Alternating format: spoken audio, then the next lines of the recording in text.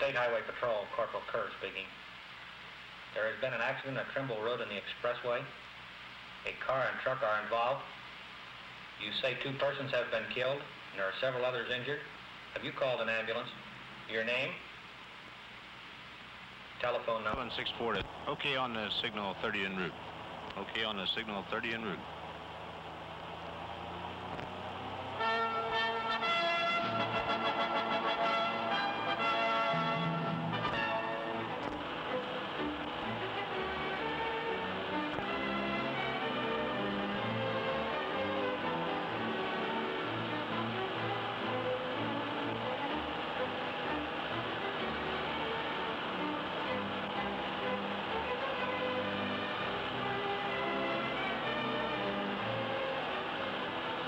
Signal 30, the code that has a morbid meaning to the men of the Ohio State Highway Patrol.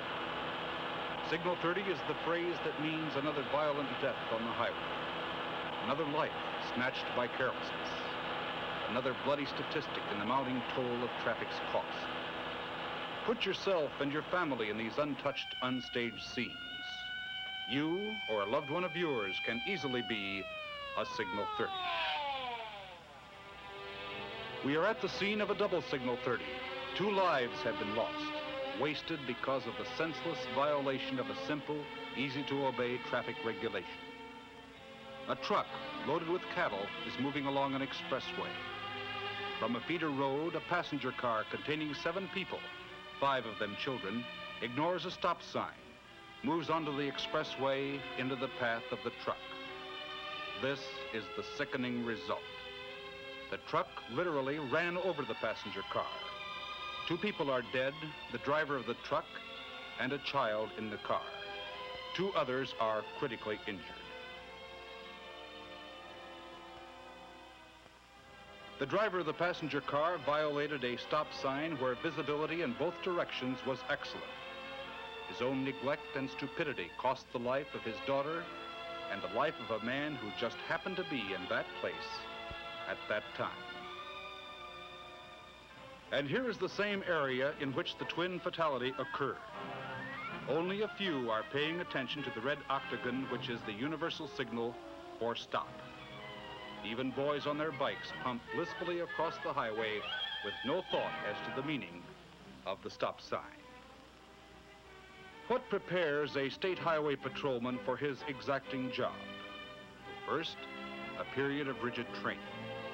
There is work in the classroom that covers law, situation, and procedure.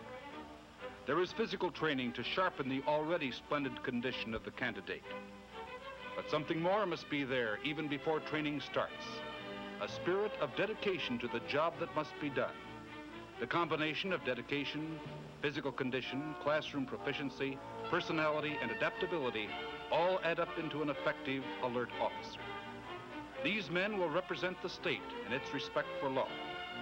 After the exhaustive and sometimes exhausting training comes assignment, and then the lessons that only experience can teach. The State Highway Patrolman has many duties that can be called routine. Among them, the spot checking of cars. This patrolman and his fellow officer are checking vehicles for safety factors: lights, horns, stoplights, and windshield wipers. The spot checking often finds minor troubles that are not known to the driver, causing him to be more mindful of the basic safety factors built into his car. It is, at best, a routine check, but it has its purpose in promoting a better safety record. The sign that denotes the speed limit of this particular zone is conspicuous, and so is the disregard for the sign's warning. The truck is ignoring it, and the result of such futile carelessness teaches a grim and grisly lesson. Two trucks are approaching each other. One is laboring up a hill. The other is moving at least 20 miles per hour faster than the legal posted limit. A minor fender bender has occurred at the bottom of the hill. When the truck driver sees the minor crash, he hits his brakes. The fully loaded semi-trailer jackknifes into the path of the slow-moving truck. This is the raging, furious result. Two men are dead because one of them was too smart to obey a speed limit warning. While one of the drivers burned to death in his cab, the other was blown through the floor of the cab of his truck by the force of the explosion that followed the initial impact. His body could not be removed until the fires had been extinguished and the wrecked trucks separated. You've seen the blackened body of a dead man in a horrible death, far from family and friends and even farther beyond help. And you see the beginning of a final ride as one of the drivers is carried away, a mass of charred flesh. Had the speeding truck driver observed the 45-mile-per-hour speed limit, there would have been a plus safety factor.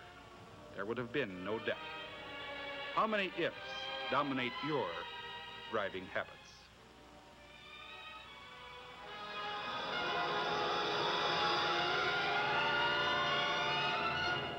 Meet the passenger, painfully, though not seriously injured. Now, meet the driver, bumped about considerably, but surprisingly healthy. The driver of the car lost control of the vehicle. The car skidded 165 feet off the right side of the road, hit an embankment, went 27 more feet, rolled end over end for 108 feet, knocked down a fence, rammed into a post on which several mailboxes were mounted. The crossbar is seen piercing the car as it narrowly missed the driver and the passenger on the way to the left rear door. One man injured painfully, the other scared stiff, with only a hazy recollection of what happened. This is the result of driving carelessly, with only casual attention given to the important mechanics of driving.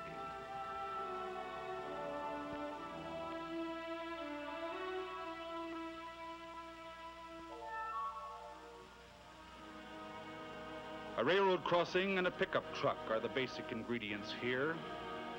When the freight train hit the panel truck, the gasoline in the truck exploded and turned it into a funeral pyre for an aging, hard-of-hearing farmer.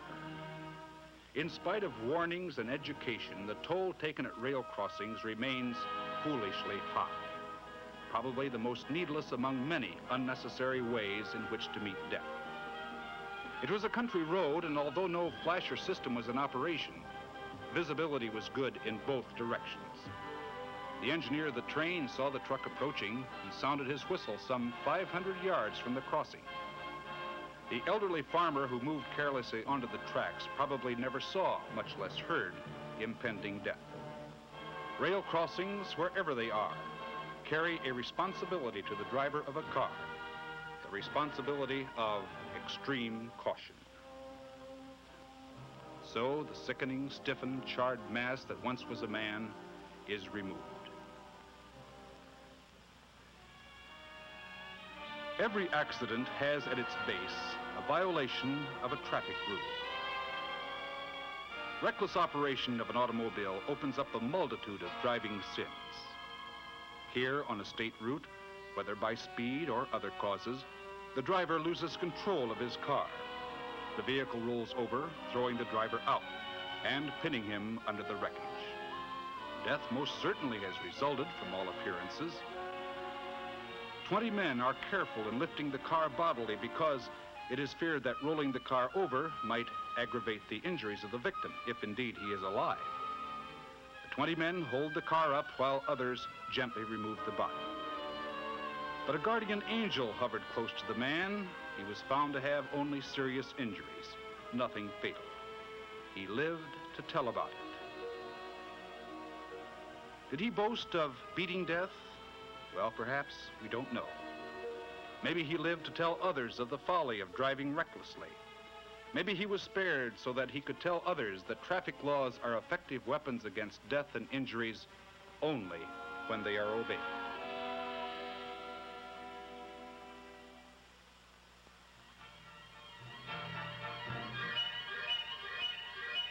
There's trouble ahead, trouble that may or may not be a signal 30. What will we find? A minor mishap? Or will we look upon the stark face of death?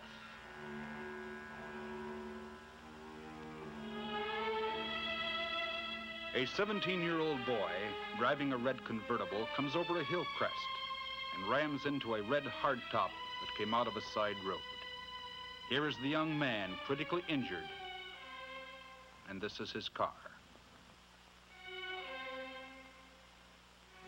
And here is the ultimate big spender in this tragedy, a visitor from a neighboring state. He has only a few hours to live as he sustains multiple injuries, any one of which would have been fatal. And this is the passenger in the dead man's car, painfully hurt because the driver of the car disregarded a common, easy-to-observe law. He had moved from a side road onto a main highway with no regard for oncoming traffic. The 3 or 4 seconds he tried to save cost him his life for his failure to yield the right of way. He is sprawled on the ground, already showing the pallor the doomed assume. Notice the care with which these torn victims are handled by the ambulance men and patrolmen. These men are using far more care in their work than the drivers of many cars show in their own driving habits.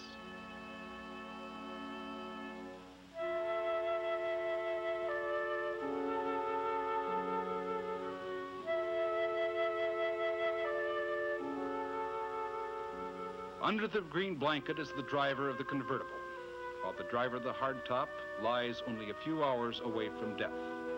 Another victim of the careless disregard of laws that were made not to restrict drivers, but to protect them. The man and his wife were in the area to attend her mother's funeral the next day. Thus, 14 hours before that sad ceremony, her husband met his death. The end of a trip to a funeral was simple in this case: another funeral.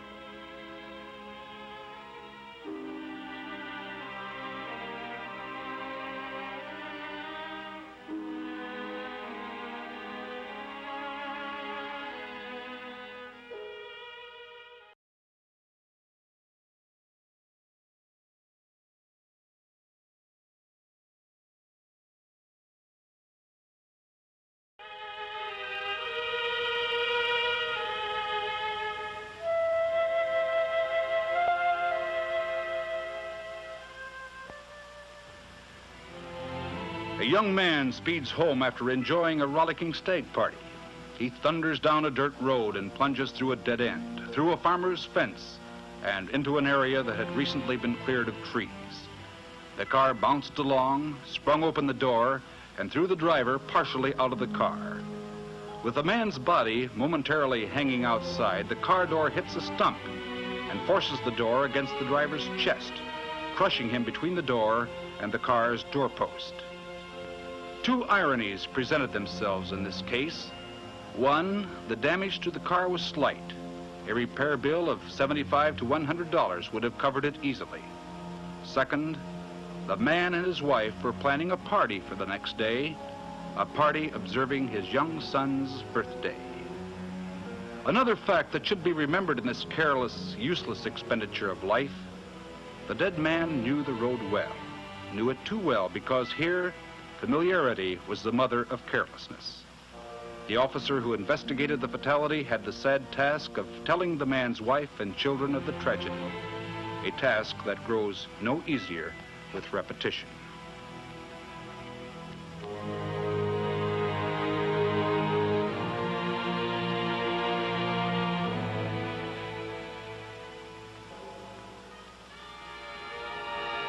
A high school football star speeds down a country road late at night. His love of speed costs him his life. There were no witnesses, but it seems obvious that the car went out of control, wrapped itself around a tree, instantly killing the boy. A speeding car, once it begins to go out of control, is impossible to bring back to even keel. It took several hours for the car to be pried away from the tree so that the boy's body could be recovered.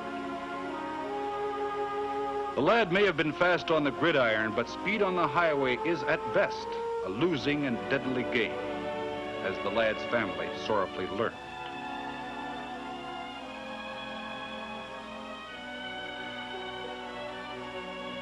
Now comes the nauseating task of removing the shattered hulk of a life that had been lived so little. The finale to the tragedy comes as the lad is placed in the rubber sack, the last offering to the great god Speed. What would your reaction be if you were one of the men lifting this boy to the stretcher? What would it do to improve your own driving habits?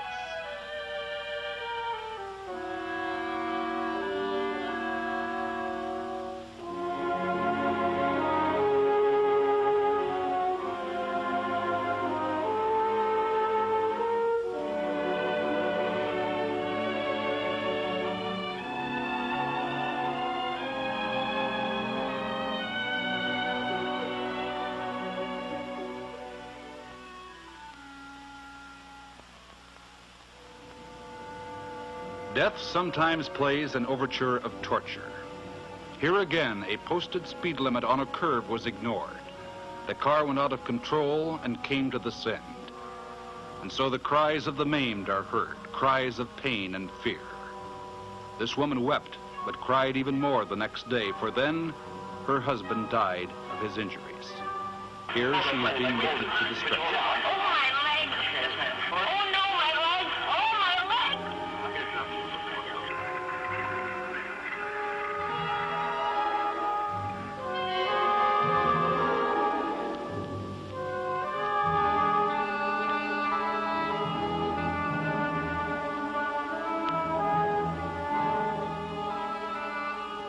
Now he's being lifted out of the car, laid on the stretcher, his life having but fleeting hours to run. He will be the victim of an unexpected curve, unexpected because of high speed. We're cruel, cold, and harsh, you say. You shouldn't be made to see and hear this. How could we give a better lesson on carelessness? See for yourself how sordid and sickening impending death can be. And see for yourself the weapon in this case, the steering column.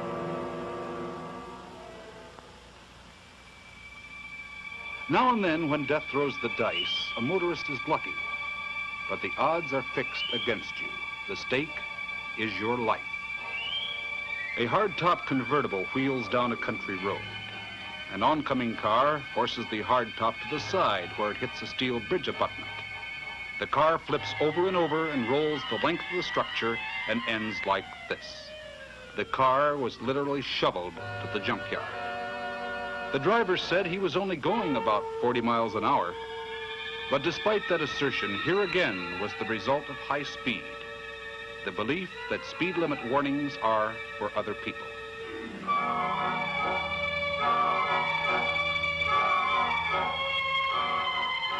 The driver?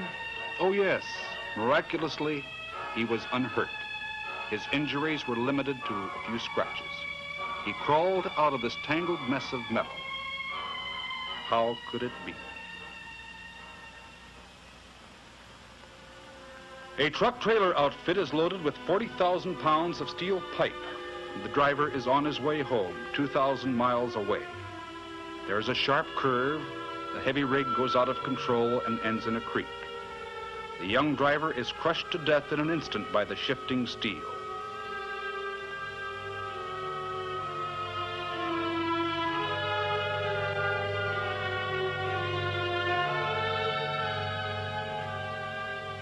The accident happened at about 1:30 in the morning, and it was 5:30 before the body could be removed.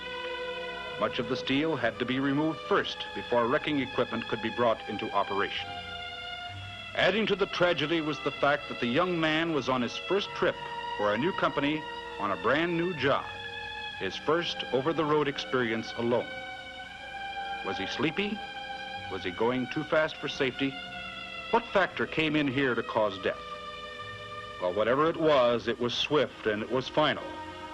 If it was speed, the warning is clear. If it was drowsiness, it still is a lesson, because driving is a full-time job requiring 100% of the driver's faculties. The morning sun lights the last act of the tragedy. The young man is on his way home.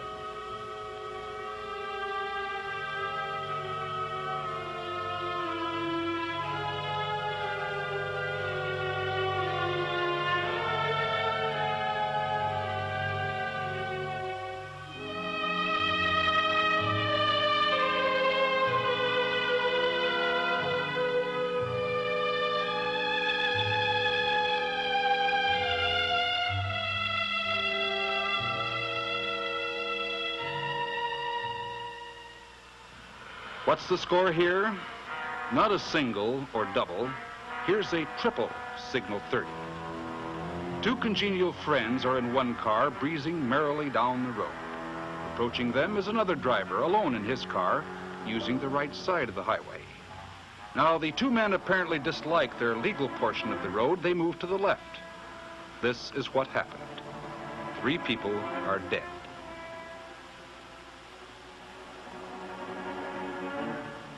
Here, the oldest traffic law in history has been broken. Keep to the right. Now, the men who died in this one were no different than you or I, really. So imagine yourself in this position. Believe me, it could happen to you.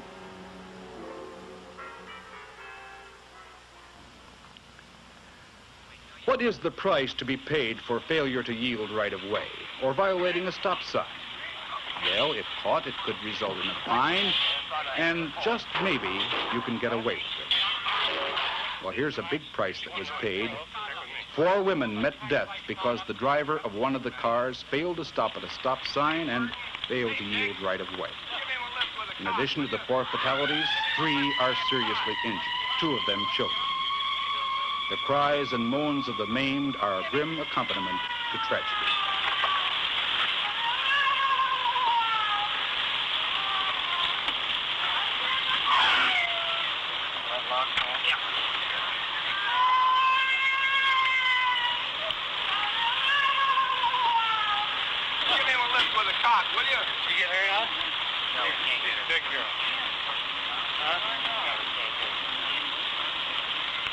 Want that up a little farther?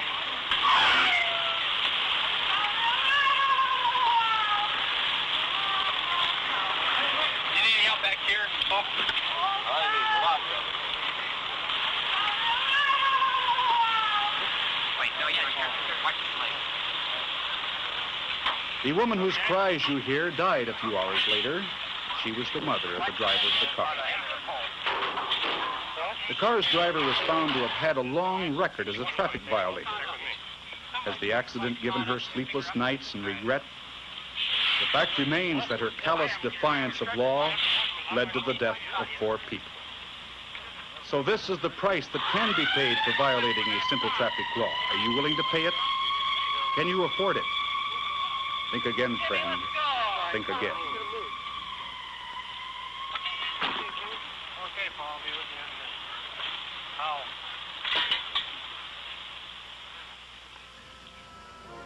Do you, as a driver, wish to assume the responsibility of creating a hardship by destroying the life of the head of a family? Would your conscience ever rest? What is the impact on a family whose husband and father met death? Let's watch and listen.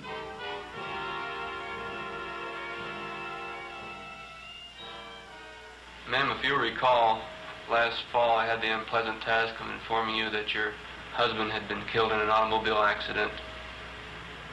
That is one of the many unpleasant tasks that we police officers have. Today I would like to get some sort of a message from you to pass on to the motoring public. As you know, there are many thousands killed in accidents each year. What type of work did your husband do? He was a lineman for the High Edison Company. He worked with high voltage. He had a very dangerous job. He was careful with his job. Was he a careful driver? Well, he was a fast driver. He was usually reasonably careful, but he did drive fast. More so when he was alone than he did when the children and I were with him. Did you ever have to correct his driving? Yes, I asked him to slow down quite frequently. And how has this accident affected your life and your family's? Well, it means that I'll have to go to work very shortly, provide for the children's education, all their needs, whereas they would have had a father to help with that. The letter E is an important item in highway safety. It stands for education, enforcement, and engineering. Our highways are engineered for safety and convenience. Enforcement officers are trained and alerted to help traffic flow smoothly and safely. And that leaves the third E, education, and that one involves all of us. If we educate ourselves to our dangers and our responsibilities, we can expect accident-free highways. We can obey the law. We can use courtesy and consideration. Let's all of us regard the automobile as a useful servant and priceless necessity, not as a weapon to maim and kill.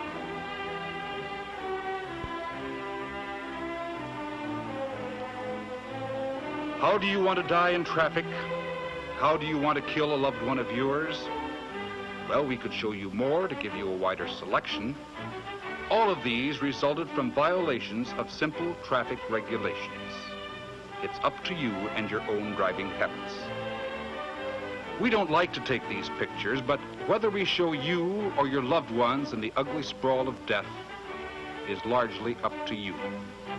You can be, if you wish, just another Signal 30.